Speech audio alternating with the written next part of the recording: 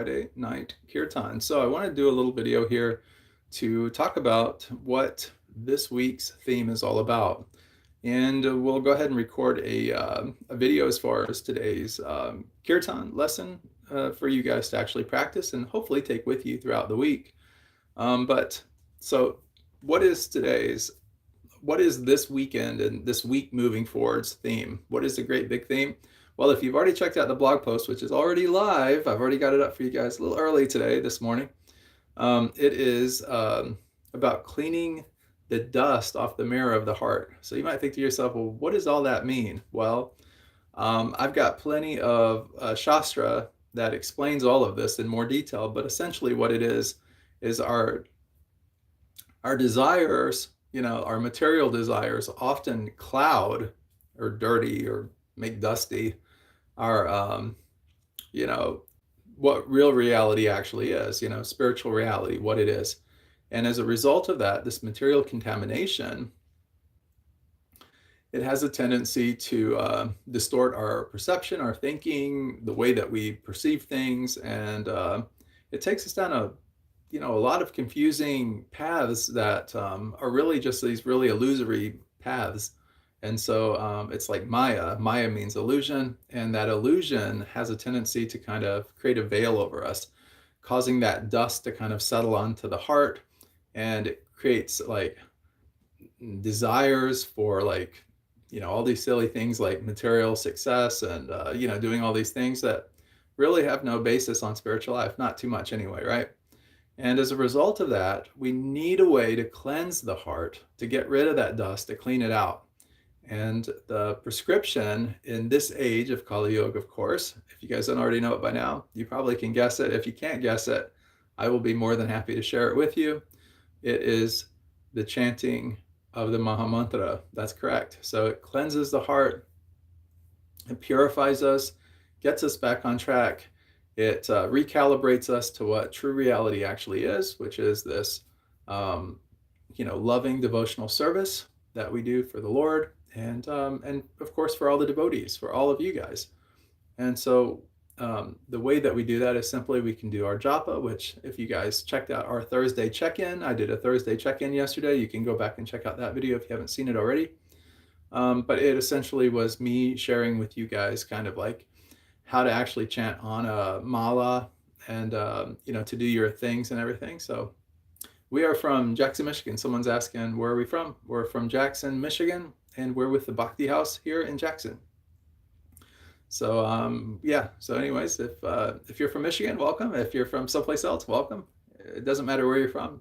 We're kind of doing this kind of for anyone that wants to join in and chime in with us. But anyways, for today's, to get back on track here just for a second. So we're getting rid of the dust on the heart so that we can kind of align ourselves back with, our own spiritual journey, and that spiritual journey is about just kind of moving forward, and getting rid of the negativities and, all the things that kind of corrupt us or, corrupt our life and spin it out of control in a sense, and cause us to like go in all these different directions that are, in the moment we might think they're meaningful, but they're usually not, not that they don't eventually get us back on track, especially when it comes to chanting the, greetings, is that necklace made with beans?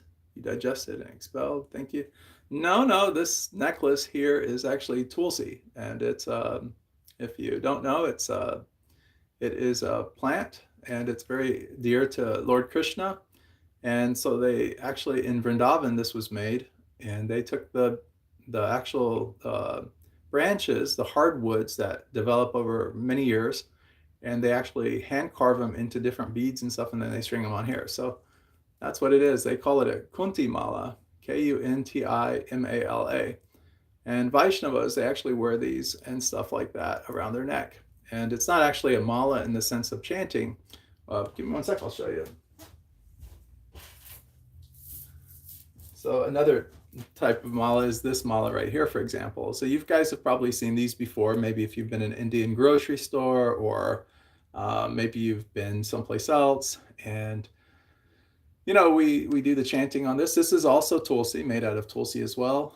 It's kind of almost looks a little Buddhist in its design and stuff like that, but it's actually it's a Hare Krishna mala, and we can chant on it as well. We say like Hare Krishna, Krishna Krishna, Hare Hare, Hare Ram, Hare Ram, Ram Ram, Hare Hare, and then move to the next bead. And then the same thing, Hare Krishna, Krishna Krishna, Hare Hare, Hare Ram, Ram Ram, Hare Hare, and then move to the next bead. And then you do that 108 times, and that's considered one round. And you do that 16 times, and then, that's quite a lot of chanting, and very often we do that as sadhana. Sadhana just means like spiritual discipline. It's like an exercise we do for devotion to help us in our, journey, our spiritual development and so on. We try to stay pretty non-sectarian on this channel for the most part, but our tradition comes from like Gaudiya Vaishnavism, so you can learn more about that if you like, or you just check out our website, thebhaktihouse.org, and get all the information you want over there. In fact, stop and say hi to us. And but we do 3 programs a week basically on this channel. We do a Friday Kīrtan, which I've already put together a video for you guys, which will be posted on the blog here pretty soon. And of course, I'm doing this video to kind of explain a little bit about what this coming up week's theme is all about. And then what we do is tomorrow on Saturday, we actually have what's called a rest and retreat. We do a little bit of yoga. We actually take what we learned today, or kind of this theme, and we kind of move it forward a little bit. And on Sunday is our Sunday satsang and feast. And, we share recipes and stuff, of course, here that you might be interested in learning how to make. But we also do satsang is like talking about Shastra, and it's kind of like just, if you've ever wanted to kind of get together and, satsang just means the root of that. Sat means truth, and sangha means like group. So it's a group of truthfulness, and it's just people talking about spiritual concepts, ideas, that type of thing. And it's kind of done in a very humble and nice way, just kind of a nice, non-confrontational, just very sweet, kind of gentle way, where we discuss spiritual topics that, can maybe help you, so that's kind of the goal. And then, of course, sometimes I do a check-in throughout the week here at the Bhakti House, and, we just kind of go into things as far as that goes. But if you like Kirtan, if you like music, we teach music on here as well, and just have a lot of fun. So, welcome to the channel. If you haven't been here before, please consider subscribing and, giving us the old thumbs up, like. We appreciate that. Thank you, someone that already did. And, we just kind of go into things like that. Someone was asking another question here. Interesting. Buddhists in China carries wristbands made with beads similar to this. I believe they spin in their hand while praying, and the beads get shiny over time. Yeah, that actually does happen. I mean, and you probably can't tell too much like on this mala as much, maybe because of the video, but you can see kind of like the darker spots on here that have happened just from, chanting on this mala so much. Like, for example, you can probably see here, they do become very shiny. It's almost like, these beads have not been stained in any way, shape, or form, but if you were to see them originally, they were kind of like this really bright, woodsy, kind of whitish brown color. And now they've become, almost like there's a stain on them. And that's just from probably the oils in the fingers, over time doing that. But you're correct, as far as that goes. We often, you'll see people many times will wear their beads, like maybe like on their wrist, like this. This is kind of a big one, so it doesn't look as tight on there maybe, but you'll see people wear them very often like this. And sometimes people will actually just wear like a single bracelet round, which if you were to do that 4 different times, that would equal 108 beads. So on one mala, we have 108 beads. That's considered 1 round. It's kind of an auspicious number in Hinduism and Buddhism and probably some other faiths as well and whatnot. But so to get back on track here just a little bit. Oh, Bhakti. Bhakti just means devotional service. It's like kind of our definition of love.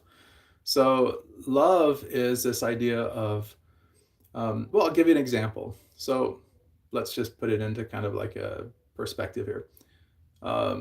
Say you have 2 people, right? and one person really likes the other person, really, really likes them. And they develop this kind of a bond with this person. And they say, I care about this person a lot. And so I want to serve this person. So they move in together, maybe they get married, whatever the case is. And so they decide, okay, I'm going to start to help this person out. So I'm going to do the dishes. I'm going to do some cooking. I'm going to clean the toilet. I'm, going to clean the shower. I'm going to do all these kind of things to kind of help this person out. When the person's ill, I'm going to take care of them. I'm going to do this. I'm going to do that. That's bhakti, in a sense. That's kind of when you're devoted to someone and you truly care about that person, it's about service, right? It all boils down to service. What we do for the other person. It's not about what the other person does for us. We're not entering into the relationship saying, hey, I want someone to, I want to get with someone so that they take care of me in my old age. I want to get with someone so that they do all the dishes or cook for me or prepare my lunch so that I can go to work and deal with life every day.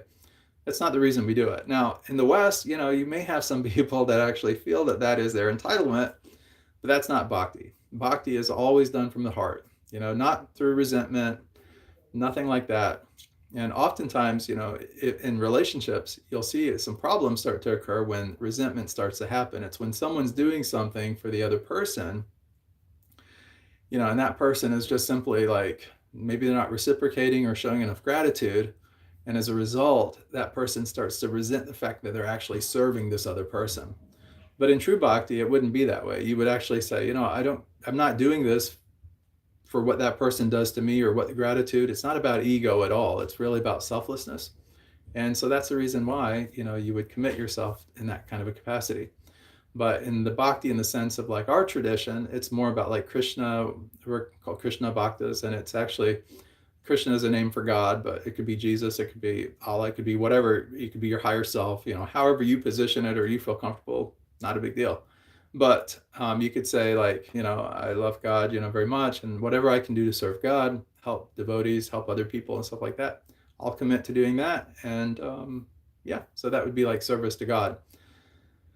Would also be like service to the devotees and stuff as well. So it all kind of fits in together. But so anyways, I hope that kind of gives a good definition of bhakti. It's a Sanskrit term. And we've got actually many write-ups on the blog post. So if you go to thebhaktihouse.org, it's just thebhaktihouse.org. There's a blog post on there. You can just click on it and you can maybe search for like bhakti, and that'll give you a lot more information on it as well. But that's pretty much everything we do is bhakti. So kind of our culture here. So the theme for today is like this coming up week is actually just moving forward in terms of like just dusting off. So sometimes, we get a little stagnant in our devotion to God in terms of our spiritual development or our sadhana, or things become more mechanical or more mundane. And so to kind of eschew that, that's what this week is really all about. It's about kind of renewing things and just kind of going a little bit deeper into our faith and into our belief system, if you will. I'm trying to keep this non-sectarian, you guys, so bear with me here a little bit.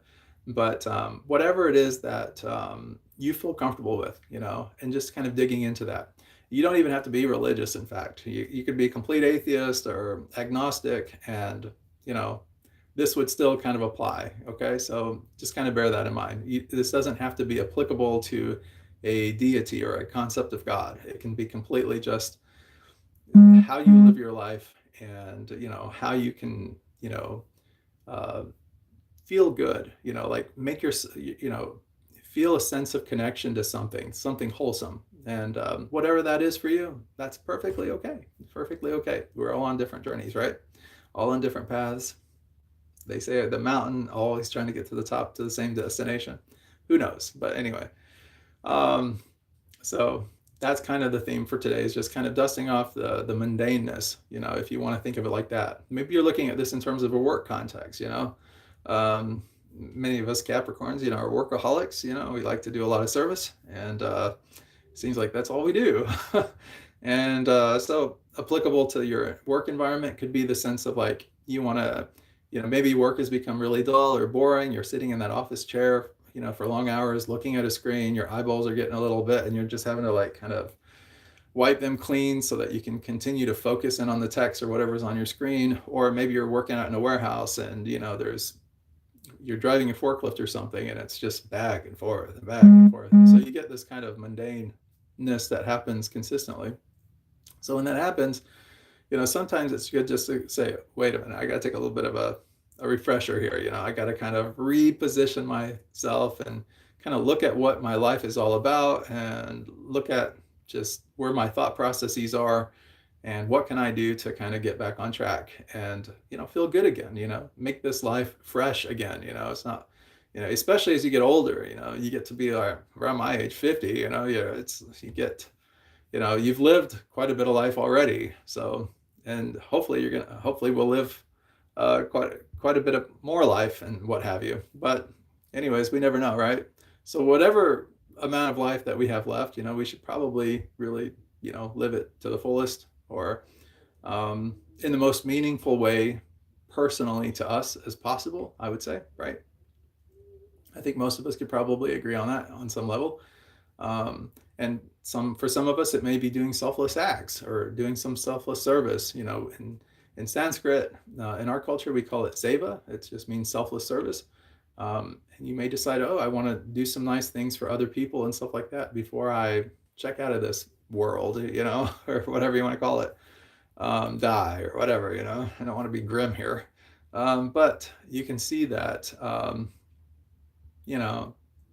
on a day-to-day level and stuff, we have a lot of different opportunities, whether it's playing kirtan, playing some music out in public, which I like to do from time to time. I'm sure the the passerbys probably look at me and they're like, what is this weirdo out here doing or whatever, but, I enjoy it, I like being out there and just having some nice devotional music and being able to share a little bit with others. And we prepare food and stuff like that. We do a lot of meals here at the Bhakti House that we share with others and stuff like that have never had a really great vegetarian meal before, So that's kind of rewarding just to see people enjoy themselves and kind of relax and let the pressures of life and the pressures of the world just kind of, just kind of go by the wayside. So that's pretty much it. So I don't know what else there is really too much left to say here in this per se. Oh, so wonderful. So we have someone from Indonesia here. Yep. We're here in America, actually right here, but actually I grew up in India. So that was a long time ago though. That was, came over here. Haven't been back since I think I was around 19, maybe early 20s. I can't recall exactly, but, it was kind of a cool upbringing to grow up in the Southeast Asia, actually, for us, but, pretty spiritual place kind of growing up. And it's all about one's inclinations as well. I knew a lot of atheists in India, I knew a lot of other faiths and different religions and things growing up over there. Very multicultural. Oh, great. Thank you so much for subscribing. That's awesome. Yeah. Whatever we can do to kind of grow the channel and to kind of share Bhakti with others is awesome. So guys, I will see you guys tomorrow on the Saturday Rest and Retreat. That's where we talk about, we'll do some yoga, we'll do a little bit of meditation hopefully, and just talk about a little bit more about this week's upcoming topic, which is just about kind of, dusting off the mirror of the heart, instead of doing things kind of in a, mechanical kind of way or mundane way. One Indonesian word. Yeah, please share if you can.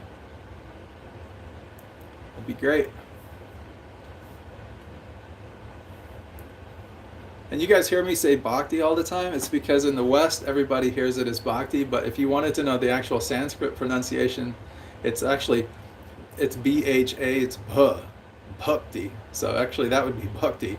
But if I said that, people would probably get a little bit, they'd be like, what is Bhakti? How do I even say that, Because maybe the way that people speak is a little different. So Bhakti works, and here you'll hear everybody saying Bhakti. So that's just the way that if you're into linguistics, I'm kind of into linguistics. I like to study different languages and different things, and the way that language is utilized.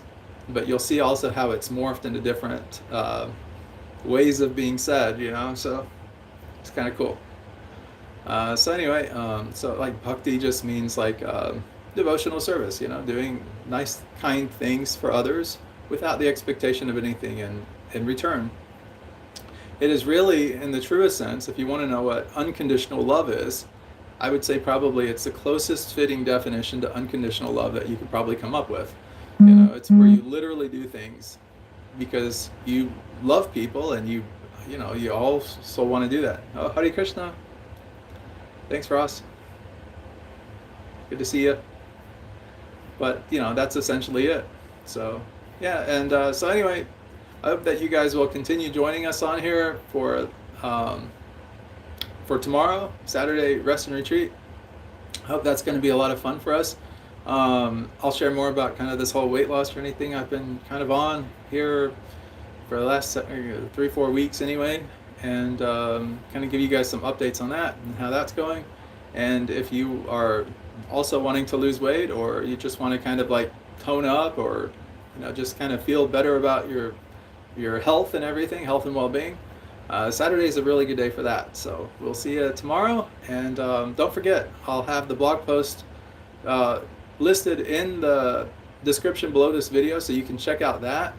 And then on that blog post, I also teach you guys today's.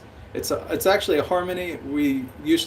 I've been teaching you guys the last couple of weeks melodies, like on the harmonium.